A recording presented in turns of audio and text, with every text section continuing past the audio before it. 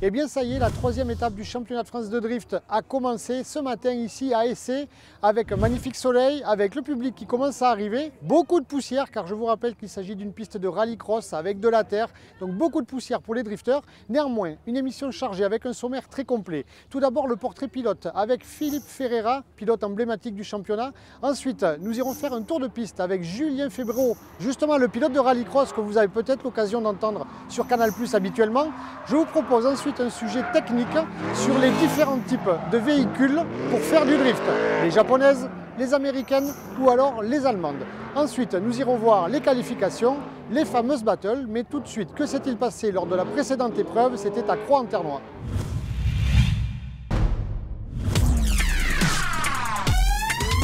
Croix-en-Ternois qui offre un superbe spectacle pour la deuxième manche du championnat de France de drift Uni-Royal et des qualifications serrées.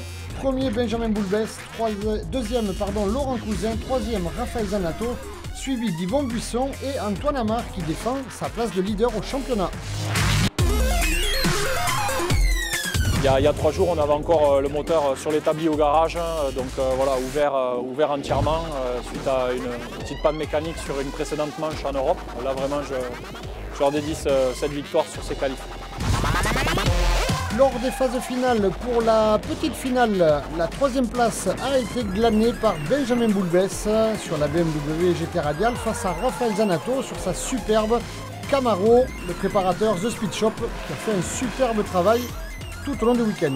La grande finale opposait Laurent Cousin sur la BMW Orange à Antoine Amar sur la S13 du Street Racing Garage et c'est Laurent Cousin qui s'impose.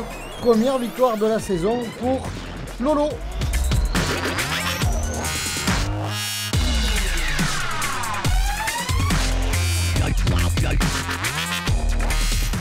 Le sentiment ce soir, c'est un bon sentiment parce que la voiture marche vraiment bien. Je me sens vraiment bien avec la voiture. Je suis content, mes parents sont contents, ma femme est contente. Il y a une petite roue qui est sortie dans la terre. Là, voilà la différence. Ce que j'ai fait à Bordeaux. Voilà, chacun son tour. On est loin de la finale, hein, donc je vais l'aborder un peu plus sereinement, mais non, je suis prêt. Si vous êtes un petit peu perdu parmi toutes les drifteuses, le sujet qui suit est fait pour vous. Quelle différence peut-on trouver entre les japonaises, les allemandes ou encore les américaines? Eh bien tout est expliqué, c'est maintenant. Une discipline, 3 nationalités. Voitures japonaises, allemandes et américaines composent les plateaux. S'il est naturel que les voitures japonaises soient largement représentées, le drift est né au Japon et de nombreux véhicules et pièces sont adaptés à la discipline. Les Allemands présentent des avantages indéniables. Je suis sur un moteur M5, ça fait 4 saisons que je roule avec. Je suis super content, je suis juste évident, j'ai pas besoin d'entretien et on n'est pas embêté avec les turbos ou les gestions qui sont souvent en train de bouger, quoi. Donc la fiabilité avant tout. On a beaucoup de choix de pièces, on peut trouver beaucoup de pièces carrosserie. Il y a pas mal de pièces en Europe sur BMW. Car si les pièces existent aussi pour les japonaises, elles ne sont pas forcément commercialisées en France, voire en Europe, engendrant des frais bien plus importants. Il ne faut pas casser avec une japonaise. Il ne faut pas casser avec une japonaise parce que le prix des pièces va être cher, va être plus dur à trouver. Mais globalement, on y arrive toujours, il y a un marché, il y a des gens qui sont là-dedans. Voilà, on y arrive. Les Allemandes ont cependant un point négatif. D'origine, leurs moteurs sont atmosphériques, contrairement aux Japonais dotés de turbos. La puissance étant primordiale en drift, de nombreux pilotes ajoutent un ou des turbos à leur moteur allemand. Un choix qui peut entraîner une baisse de fiabilité et nécessite plus d'entretien.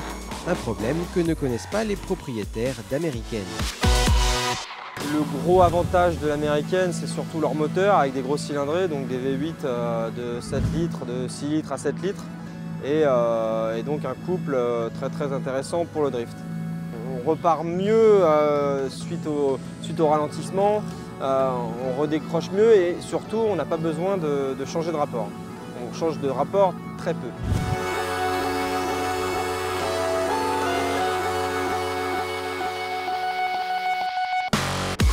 L'intérêt est tel qu'il pousse certains propriétaires de japonaises ou d'allemandes à installer un moteur américain sous le capot de leur voiture, comme Benjamin Boulbès qui a doté sa BMW d'un V8 Chevrolet.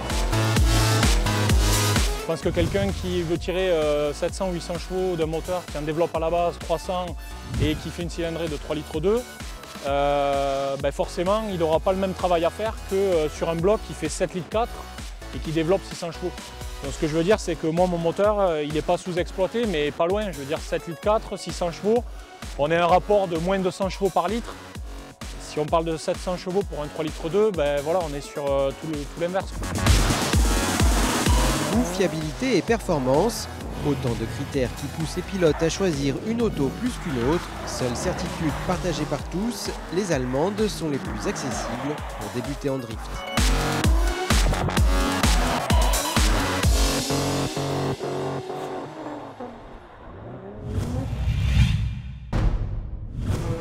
Je vous propose à présent de découvrir le portrait de Philippe Ferreira, le patron du garage PF Motorsport qui prépare lui-même ses voitures. Pour lui et pour ses collègues bien sûr, Philippe est une figure emblématique dans le paddock, il est très connu depuis longtemps, il a même un petit surnom, chez nous on l'appelle Vince Diesel, devinez pourquoi.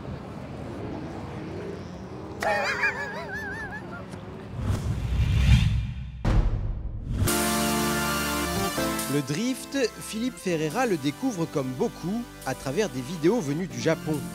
Au début des années 2000, il s'y essaie avec d'autres pour s'amuser.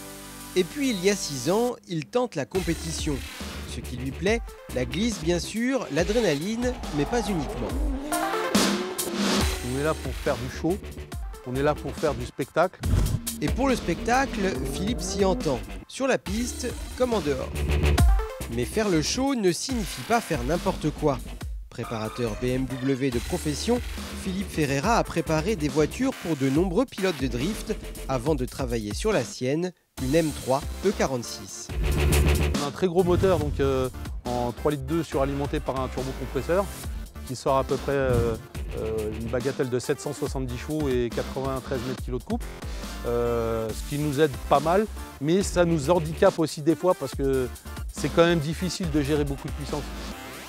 Et la puissance n'est rien sans maîtrise, donc au fur et à mesure, il va falloir s'adapter à la voiture. Et l'année dernière, je me suis adapté, et puis là, je commence à la connaître, donc il va falloir que je fasse mes preuves, comme on dit. Classé 17e du championnat de France 2014, Philippe est actuellement 8e du général après les 2 premiers rounds. Une belle progression due en partie au travail effectué sur l'auto cet hiver. On va essayer d'équilibrer au maximum la voiture au niveau du poids avec moi dedans, c'est-à-dire d'équilibrer sur les 4 roues, que la voiture soit le plus homogène possible et le plus équilibré possible avec moi à l'intérieur. Et je pense que ça a apporté pas mal de choses. Il n'y a pas que la puissance, le châssis y est pour beaucoup. Il y a des voitures qui ont montré que leur châssis, malgré qu'ils avaient peu de puissance, était parfait. Au volant d'une auto bien équilibrée, puissante et fiable, Philippe Ferreira qualifie son pilotage d'un seul mot, douceur. Il faut la tenir, quoi, la voiture, c'est pas évident. C'est comme si vous aviez un cheval fougueux et vous essayez de le chevaucher. Mais non, j'essaie de rester super concentré quand même. Voilà, je fais attention. Une concentration nécessaire aussi en dehors de l'auto pour jouer son rôle de team manager. PF Motorsport étant en effet aussi une écurie dans laquelle court notamment Samy Lestas, également présent ce week-end à Essay. Un rôle exigeant qui n'empêche pas pour autant Philippe Ferreira de continuer de faire le show. Je suis avec Julien Febvreau, pilote de rallycross, qui connaît le circuit d'essai. Peut-être que vous avez l'habitude de l'entendre sur Canal+, c'est la voix de la F1. Julien, quelques mots sur ce circuit d'essai que tu connais, mais en drift. Et en drift, c'est très spectaculaire parce que c'est une piste où on prend énormément de vitesse au départ. On a atteint les 120 km/h aujourd'hui en essai. Et donc, c'est un premier virage vraiment très chaud, très spectaculaire. Et puis après, c'est très long. Il y a une énorme parabolique qu'on n'a pas l'habitude de prendre comme ça en rallycross. Il faut aller chercher quasiment le rail. Donc, il y a un effet très impressionnant. Et puis, la dernière épingle pour couronner le tout, c'est vraiment technique, rapide, tout ce que les drifters aiment. Ok, alors petite surprise pour toi Julien, puisque tu es venu avec ton mécano Gaston Burlot, on t'a préparé un nouvel engin. Eh bien voici, c'est parti pour le tour de piste. Je dois faire avec ça. Allez, amuse-toi bien, oui. Hop là. Attention le caillou.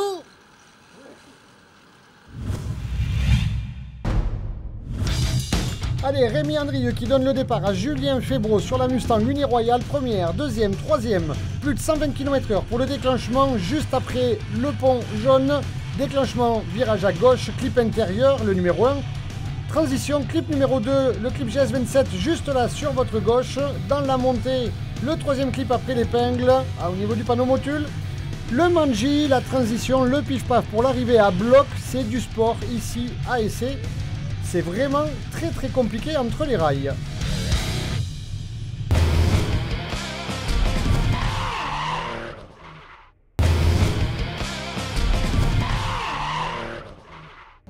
Les pilotes peaufinent la ligne, ajustent les derniers mètres pour les clips, la pression monte, les qualifications, ça approche. Je peux vous dire que c'est super serré, c'est évident vu le spectacle proposé depuis le début de la journée.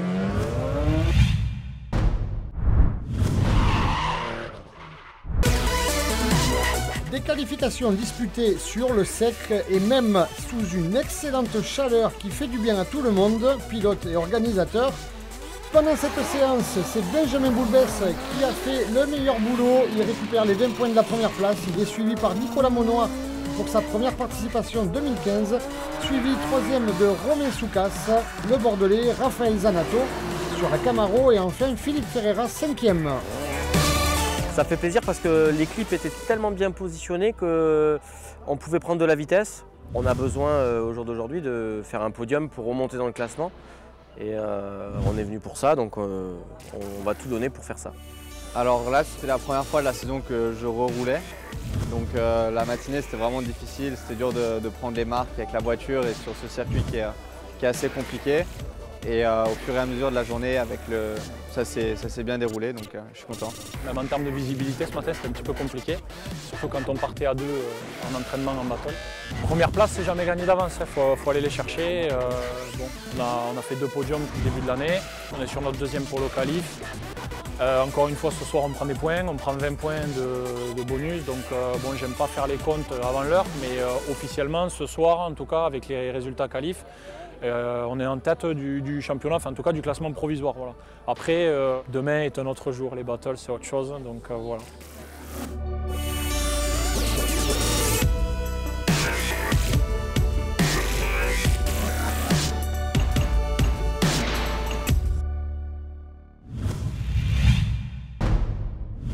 Juste derrière moi, la start line. Les pilotes sont à table, c'est la pause déjeuner, juste avant les battles. Ils vont s'élancer ici sur cette longue ligne droite, sur le circuit d'essai, 200 mètres d'élan, plus de 120 km/h sur le sec, sauf que la piste est mouillée aujourd'hui, les conditions changent, les battles, ça va être différent.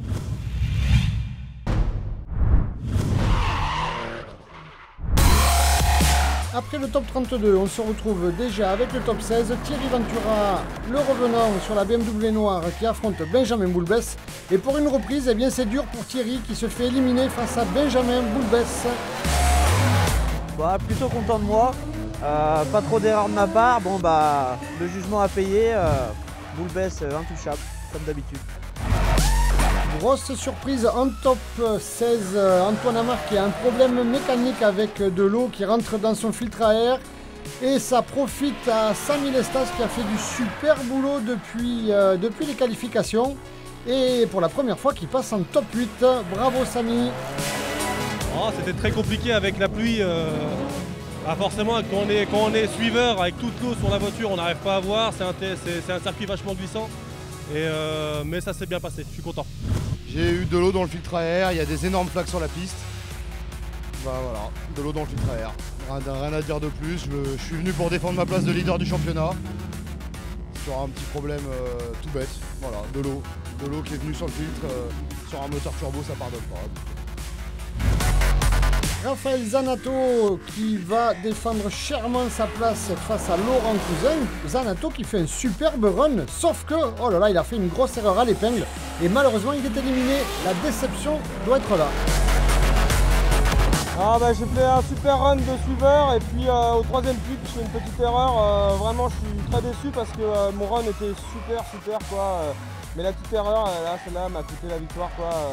Vraiment déçu, hein. Franchement je pensais passer.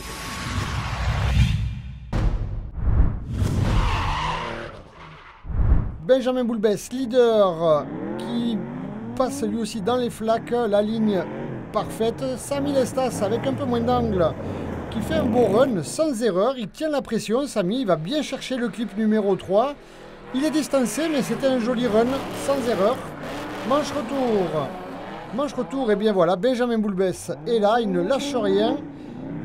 Du top 32 jusqu'à la finale peut-être, il va donner le maximum, il est collé le plus souvent possible pour suivre ses concurrents. Et là il fait du super boulot avec Samy Lestas. Bravo Benjamin pour cette qualification, bravo Samy, belle épreuve. Laurent Cousin opposé à David Meunier sur la S13, S14 noire drift slide.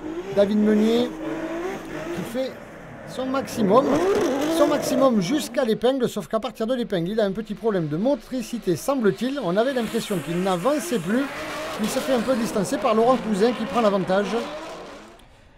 Laurent Cousin à son tour, suiveur, il va traquer sa proie. Pour l'instant, il prend ses distances, Laurent Cousin. Sans doute a-t-il remarqué que David était un peu lent dans la montée. Et Laurent Cousin qui revient comme un boulet de canon, effectivement, après l'épingle. Victoire de Laurent Cousin. Jérôme Esteban, BMW bleu, qui fait une grosse erreur ici. Oula, peut-être un problème mécanique. Que s'est-il passé? Alors ça profite à Nicolas Jouard sur la Subaru blanche qui va mener 10-0. Nicolas Jouard, ça sent bon pour la suite. Malheureuse erreur ou malheureux problème pour Jérôme Esteban, le Bordelais. On inverse les positions. Jérôme dans la BM bleue qui doit mettre la pression à Nico sur la Subaru blanche pour le faire craquer et lui infliger un 10-0 aussi s'il veut faire un one more time. Mais Nicolas Jouard qui manie parfaitement bien sa Subaru blanche ne fait pas d'erreur et l'emporte face à Jérôme Esteban. Nicolas Monnoir sur la Skyline, motorisé par le moteur Mustang face au tout jeune prometteur Karl Martins. Une superbe ligne à la limite de la part des deux pilotes, c'est vraiment très très beau. Oh, sauf qu'il y a un contact, panne mécanique pour le leader. La Nissan blanche a un problème moteur, visiblement une coupure. Karl Martins qui vérifie si le choc n'a pas abîmé son train avant. Alors ça sent pas bon là, Nicolas Monnoir qui sort de sa voiture, qui regarde les images au ralenti. Est-ce qu'il va pouvoir réparer? Il a 5 minutes pour réparer, la fameuse règle des 5 minutes. Ce n'est peut-être qu'un fusible. Eh bien oui, il a pu réparer. Nicolas Monnoir à l'attaque maintenant avec un gros désavantage. 10-0 pour Karl Martins. Nicolas Monnoir qui va faire son maximum pour faire craquer le jeune pilote local. Mais Nicolas Monnoir qui commet une erreur. Eh bien c'est une victoire de Karl Martins, le pilote local. À bloc tout le temps avec sa BM.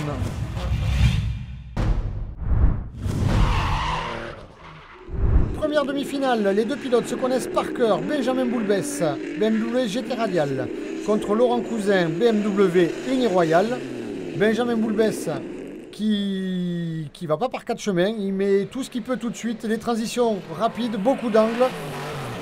La voiture super bien réglée. Un petit avantage pour Benjamin Boulbès. Manche retour. Eh bien, il est dans la portière, Benjamin, déjà. Il la veut, sa place en finale. Et il va revenir avec de l'angle aussi sur Laurent Cousin. Ah, c'est magnifique. Dans ces conditions-là, faire des runs comme ça, c'est du grand art que nous proposent les pilotes. C'est synchronisé, c'est un vrai balai. C'est magnifique. Victoire de Boulbès. Deuxième demi-finale. Nicolas Jouard opposé à la BMW noire de Karl Martins. Première demi-finale pour ces deux pilotes. Nicolas qui s'en sort bien sur ce premier run. Il est à l'attaque et il distance la BMW.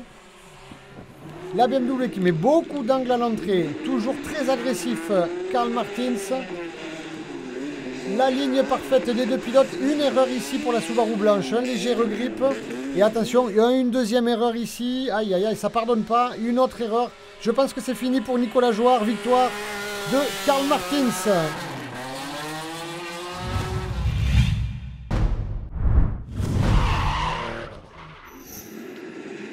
La consolante avec Laurent Cousin, leader, face à Nicolas Jouard sur la Subaru. La ligne parfaite de Laurent Cousin, de l'angle. Et on a l'impression que Nicolas nous refait la même erreur que tout à l'heure face à Karl Martins. Et oui, c'est une erreur. Les juges vont le sanctionner bien évidemment. Avantage à Laurent Cousin qui mène pour la 3e place. Je vous rappelle que la petite finale donne l'accès au podium pour la 3e place. Les pilotes qui doivent aller chercher les clipping points tout au long du parcours, avoir le maximum d'angle et de vitesse. Et bien dommage, c'était un excellent run de Nicolas Jouard, mais il sera 4e.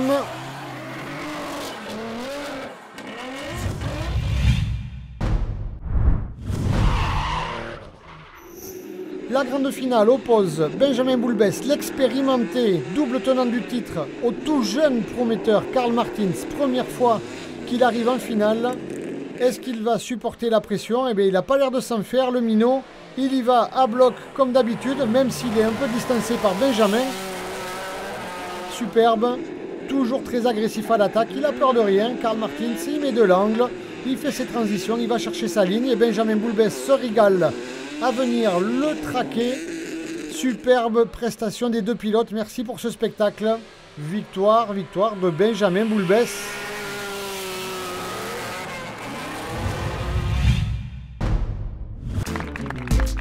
Le résultat pour le troisième, c'est finalement Laurent Cousin qui félicite Nicolas Jouard. Laurent Cousin troisième et c'est finalement Benjamin Boulbès premier face à Karl Martins. Superbe podium, Nicolas Jouard au pied du podium, le pauvre. Les équipes qui viennent féliciter leurs pilotes, superbe, bravo messieurs. Ah bah, il est très fort quand il suit et il grippe énormément, c'est-à-dire qu'il arrive à motricer beaucoup plus que moi. Voilà la différence. Alors, imbattable. J'ai pas vraiment d'explication. Je sais que contre Monoir c'est dommage parce que lui c'était un problème mécanique. Après, voilà quoi, je suis arrivé contre Boulby. Rouler contre Boulby en finale, c'est. J'y croyais pas. Premier en pôle qualifière, premier en battle aujourd'hui, c'est le maximum de points engrangés sur le round 3, donc c'est vraiment une bonne opération pour nous encore ce week-end. Et bien ça y est, c'est terminé cette épreuve numéro 3 du championnat de France de drift ici à Essé, avec des conditions difficiles pour les organisateurs, mais surtout pour les pilotes. En tout cas, le champ de bataille derrière moi est vide maintenant. Un super podium, Benjamin Boulbès. Un petit nouveau, Karl Martins, retenez bien ce nom, peut-être qu'on le reverra. Et Laurent Cousin, malheureux 4e, Nicolas Jouard. En tout cas, merci à l'équipe de Dominique Lunel. On s'est régalé malgré la poussière quand on est arrivé. Je vous donne rendez-vous maintenant, ça sera à Tours pour le Speedway avec la NASCAR. Il va y avoir du spectacle aussi.